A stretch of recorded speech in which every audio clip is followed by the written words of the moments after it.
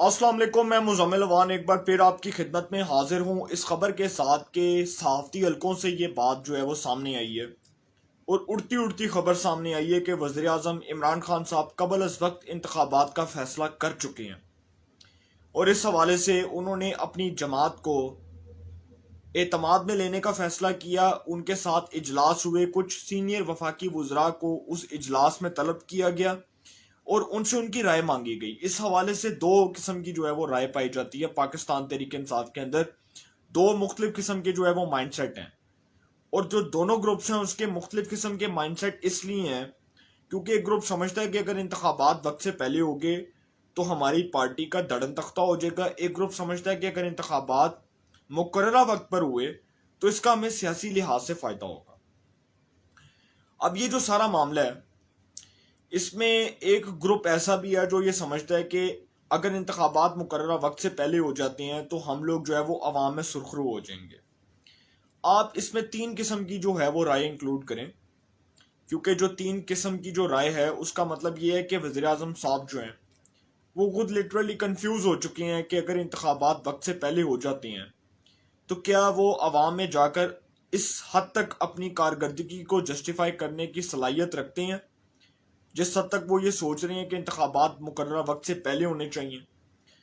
एक फैसला हुआ, वज़ीर आज़म साहब की ज़ेर सदारत एक इजलास हो रहा था और उसमें कुछ इत्तेहादी भी मौजूद थे। उस इजलास में ये फैसला किया गया कि जो एग्जैक्ट डेट है वो मैं आपको नहीं बता रहा लेकिन एग्जैक्ट साल मैं आपको बता रहा हूँ और वो आप अपने जहन में रखिएगा कि एग्जैक्ट जो है 2022 के अंदर, मार्च 2022 के अंदर, महीना भी बता रहा हूँ और साल भी बता रहा हूँ, डेट नहीं बता रहा, 2022 के अंदर इंतखाबात करवाए जाएंगे मुकर्ररा वक्त से पहले। कोई भी हुकूमत जब पार्लिमानी निज़ाम हुकूमत का हिस्सा बनती है तो वो अपनी आइनी मुद्दत पूरी करती है। जमहूरी जो अमल है वो 5 साल आइनी मुद्दत पूरी करता है। मगर हमारे यहाँ पर एक ट्रेंड है क्योंकि हमारे यहाँ पर जब एक ट्रेंड चल रहा है कि वज़राए आज़म ही अपनी मुद्दत पूरी नहीं कर सके तो ये एक्सपेक्ट करना कि वज़ीर आज़म इमरान खान साहब अपनी मुद्दत पूरी कर लेंगे इसके बारे में अभी कुछ प्रिडिक्ट नहीं किया जा सकता। और यहाँ पर होता वही है जो हमारे इदारों के मर्जी और हमारी इदारों की मंशा के मुताबिक फैसले होते हैं। इस हुकूमत की राह में जो सबसे बड़ी रुकावट है वो जस्टिस काजी फाइज ईसा है और सबसे बड़ा फैसला वज़ीर आज़म साहब ने जो किया है इंतखाबात करवाने का, उसके पीछे जस्टिस काजी फाइज ईसा जो मुस्तकबिल के चीफ जस्टिस हैं, 2023 के अंदर वो चीफ जस्टिस ऑफ पाकिस्तान बनेंगे। एक सबसे बड़ी जो रुकावट है वो गवर्नमेंट के मौजूदा जो निज़ाम है, जो गवर्नमेंट का मौजूदा निज़ाम है उसके हवाले से जस्टिस काजी फाइज ईसा हैं और हुकूमत समझती है कि अगर justice Qazi Faez Isa chief justice of Pakistan बन जाते हैं तो फिर वो जो धांधली है ना वो भी नहीं होगी, मैसिव रिगिंग भी नहीं होगी। उसके बाद जी वो जो हमने राग लापना है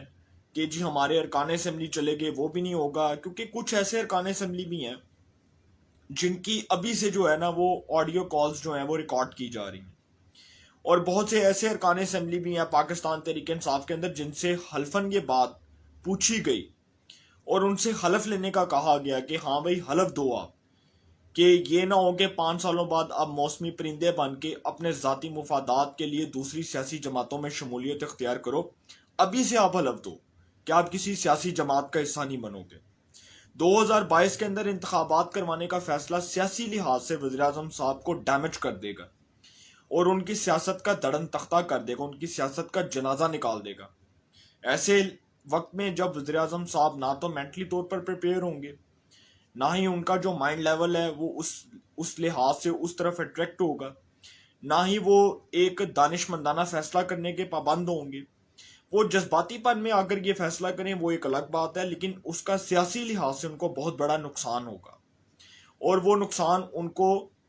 अपनी इस बकिया सियासत के टिन्योर के अंदर भुगतना पड़ेगा, एक अजाब की सूरत में, एक डिफीट की सूरत में, एक शर्मिंदगी की सूरत में। देखें हमारे यहाँ पर जो हुकूमतें बरसर इक़्तिदार आई उनमें सबसे बड़ा प्रॉब्लम ये है कि वो जमहूरियत की बात करती हैं जबकि उनके अंदर जमहूरी तर्ज अमल नहीं है। اور جمہوری طرز عمل کا مطلب ہرگز یہ نہیں ہوتا کہ آپ اپنے ذاتی مفادات کے لیے آپ اداروں کو استعمال کریں، آپ لوگوں کو استعمال کریں، آپ اداروں کے خلاف جو ہے وہ من گھڑت قسم کی کمپین چلائیں۔ جسٹس قاضی فائز عیسیٰ کے خلاف جو ہوا اس کو تاریخ یاد رکھے گی، یہ تاریخ کی کتابوں میں، قانون کی کتابوں میں لکھا جائے گا، قانون کی کتابوں میں اس چیز کو پڑھایا جائے گا۔ جسٹس قاضی فائز عیسیٰ سے اس حکومت کو جتنا بھی اختلاف ہو، لیکن ان کی اس بات پر کبھی بھی شک نہیں کیا جا سکتا کہ وہ اگر چیف جسٹس آف پاکستان بن گئے 2023 میں، جو کہ وہ بنیں گے، ایک ان کے خلاف ایک میلیفائڈ ریفرنس تھا، وہ کویش ہو گیا، سپریم کورٹ آف پاکستان نے اس کو کویش کر دیا، اور اس کے بعد ایک جو حکومت کا جو فیصلہ تھا اس کو ریویو پٹیشن کو بھی عدالت ریجیکٹ کر چکی ہے، تو اب ان کے راستے میں کوئی رکاوٹ نہیں ہے۔ ان کی اہلیہ سرینا عیسیٰ عدالت میں منی ٹریل بھی دے چکی، سارا کچھ ہو چکا۔ جسٹس عمر عطا بندیال کی سربراہی میں سپریم کورٹ آف پاکستان کا 10 رکنی بینچ جس نے اس کیس کا تاریخی فیصلہ جاری کیا، اس نے جسٹس قاضی فائز عیسیٰ کے خلاف میلیفائڈ ریفرنس کو کویش کیا، اس کو مسترد کیا۔ اب یہ جو سارا فیصلہ ہے،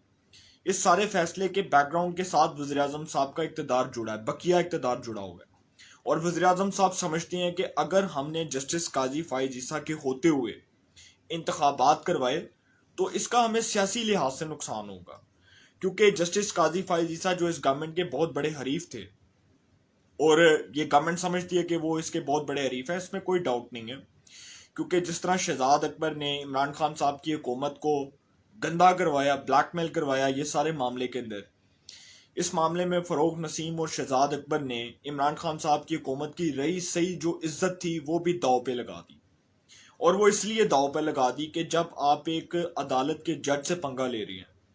جب آپ ایک عدالت کے جج کے خلاف جھوٹی گواہیاں دے رہے ہیں، عدالت کے اندر جھوٹے ثبوت دے رہے ہیں، تو پھر مستقبل میں اگر وہ شخص چیف جسٹس آف پاکستان بنے گا تو آپ کا کیا حشر ہوگا، یہ آپ کو اس دن پتہ لگے گا جس دن وہ چیف جسٹس آف پاکستان کے منصب پر فائز ہوں گے۔ یہ گورنمنٹ جو یہ سمجھتی تھی کہ یہ سارا معاملہ جو ہے یہ بہت آسان ہے، P D M, no doubt P D M تو اس ملک میں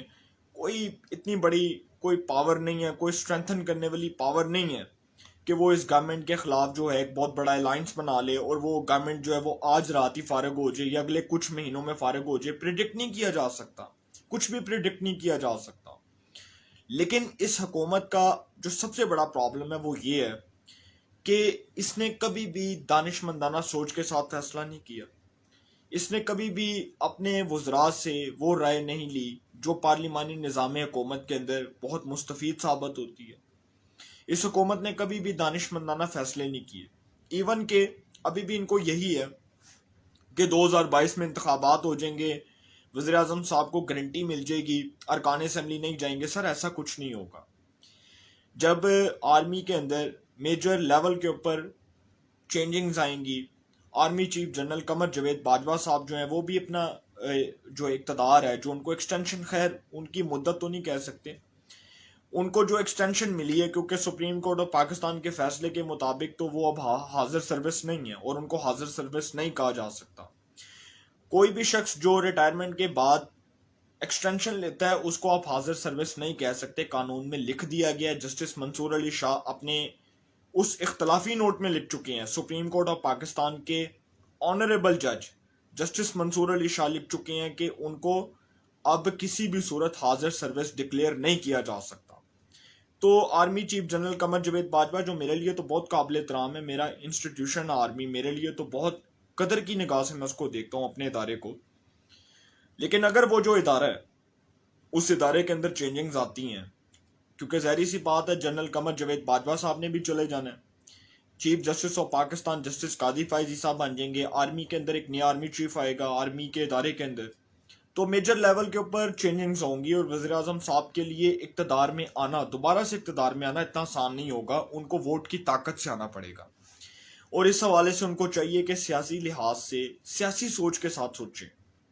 کہ اگر وہ اپنا ٹینیور مکمل کر لیتے ہیں، عوام میں چلے جاتے ہیں، کوئی بہت بڑا فیصلہ ہو جاتا ہے، تو اس حوالے سے ان کو اس بات کا جو ہے وہ ادراک ہوگا کہ وہ اپنی پرفارمنس کو عوام میں جسٹیفائی کر سکتے ہیں،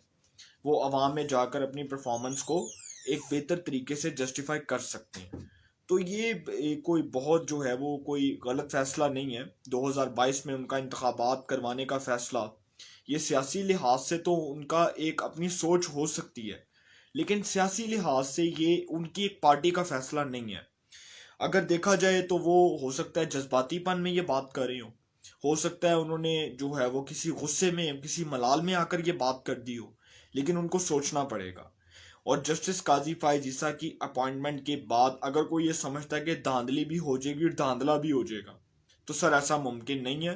انتخابی اصلاحات کے اوپر جو بات ہے وہ اپوزیشن سے بیٹھ کر ہوگی، اپوزیشن بھی بیٹھے گی تو انتخابی اصلاحات ہوں گے، اور اگر انتخابی اصلاحات نہ ہوئیں تو 2023 کا یا 2022 کا جب بھی الیکشن ہوگا وہ بھی متنازع ہوگا. تو انشاءاللہ پھر ملاقات ہوگی. اپنا بہت خیال رکھیے گا. اللہ تعالیٰ آپ سب کو خوش رکھے. ملک پاکستان پہ اپنا خاص کرم فرمائے.